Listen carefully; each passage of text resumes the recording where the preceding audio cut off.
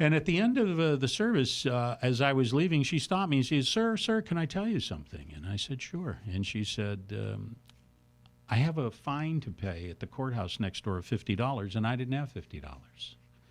All I had was a bus pass, and I came downtown, and as I was walking from the bus station to the courthouse, I saw this church, and I came in. And I prayed for a miracle. And she said, you see that elderly woman down there? And I said, yeah. She saw me crying, and she came over to me and asked what was wrong, and I told her. And the woman took out her checkbook, and she wrote a check for the $50. And she proudly held up the check, and the elderly woman's name on the check started with the word judge.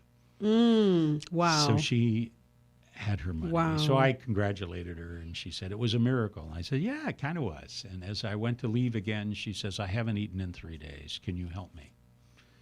And I had no money on me. It was, my wife gave me my normal $20 allowance. I had blown it earlier that week. And so I knew that Akron U over the hill had a little cafeteria place, little place over the hill. And I said, walk with me. And we walked down and we went in, and there was an ATM machine, and I went.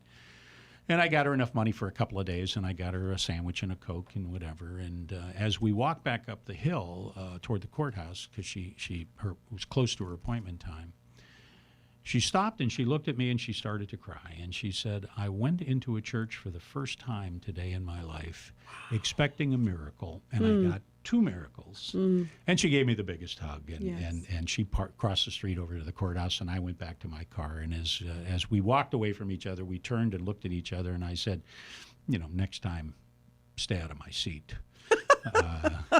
Now, I will tell you, Grace, I've been back there a number of times since, and several times I've seen her there sitting